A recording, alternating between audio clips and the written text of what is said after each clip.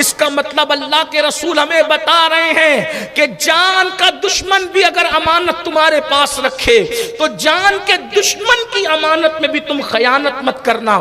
آج مسلمانوں کیا ہمارے اندر یہ جذبات ہیں؟ ہمارا حال تو یہ ہے کس کا مال کب ملے اور میں لے کر کے کھا لوں۔ حال یہ ہے بہت سارے لوگ ہیں بیچاروں کی، کچھ لوگوں کی ہوٹلیں بند ہو گئی، کچھ لوگوں کا کھانا ول بند ہو گیا، کچھ لوگوں کی انڈے کی گاڑی بند ہو گئی، کچھ لوگوں کے کارخانے بند ہو گئے، کچھ لوگوں کی سازنگیں بند ہو گئی۔ آ کر کے کہنے لگے کہ یہ بند ہوا وہ بند ہوا، پوچھا تو کہا کیسے بند ہوا؟ تو چائے والا کہتا ہے کہ لوگوں نے اتنا ادھار لگایا بعد میں دیا ہی نہیں۔ کچھ لوگ کہتے ہیں کہ سائزنگ والے کہ وہ فلاں مال لے کر کے بھاگ گیا، دیا نہیں۔ مسلمانوں یہ ہنسنے کی بات نہیں ہے۔ اللہ کے رسول علیہ السلام نے فرمایا جس کے پاس امانت نہیں ہے اس کا دین نہیں ہے۔ آقا علیہ السلام فرماتے ہیں جہاں امانت نہیں ہے وہاں دین نہیں ہے۔ لوگوں صرف داڑھی ٹوپی اور نماز کا نام دین اور اسلام نہیں ہے۔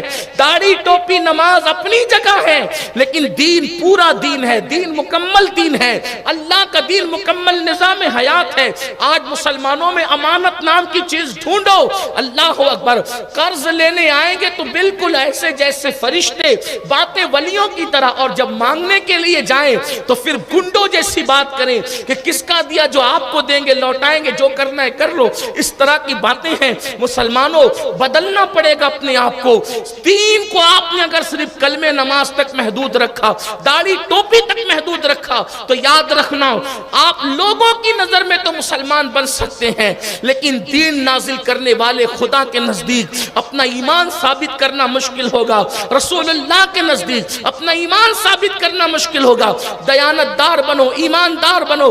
پیٹ پر پتھر باندھنے کی نوبت آ جائے وہ بھوک برداشت کر لو، اس لیے کہ دنیا کی بھوک کوئی حیثیت نہیں رکھتی، لیکن اللہ کی عدالت میں کھڑے ہونا ہوگا۔ لوگ کسی کا قرض نہیں دیتے، مال کھا جاتے ہیں۔ فرمایا گیا روایتوں میں آتا ہے اگر تم نے کسی کا 1 پیسہ غصب کیا، کتنا؟ 1 پیسہ، میں سمجھتا ہوں کہ شاید 1 پیسہ میں نے بھی نہیں دیکھا، میں نے بھی 1 پیسہ نہیں دیکھا، میں نے 5 پیسہ دیکھا ہے۔ اپنے بچپنے میں 5 پیسہ دیکھا، 10 پیسہ دیکھا، اور 25 پیسہ بھی کچھ جو 15-20 سال کے ہیں انہوں نے 25 پیسہ، جس کو ہمارے ہاں 4 آنا کہتے ہیں۔ اب سنیے، میں سمجھتا ہوں کہ شاید 1-2 پیسہ تو 40-50 سال پہلے ختم ہو گیا تھا۔ 1 پیسہ اگر کسی نے کسی کا ہڑپ کر لیا، غصب کر لیا، نہیں دیا تو 1 پیسے کے بدلے میں قیامت کے دن جس کا پیسہ 1 آپ نے غصب کیا ہے 700 نماز با جماعت کا ثواب اس کو دینا پڑے گا 1 پیسے کے بدلے میں۔ 1 پیسے کے بدلے میں 700 نماز با جماعت کا ثواب دینا پڑے گا۔ پڑھی کتنی ہیں؟ یہاں تو وضو اور غسل بھی درست نہیں ہے۔ 1 پیسے کے بدلے میں 100 پیسے کا 1 روپیہ بنتا ہے۔ آج 1 روپیہ تو فقیر بھی نہیں لیتا، فقیر کو دو تو منہ دیکھتا ہے کس بخیل سے سامنا ہو گیا۔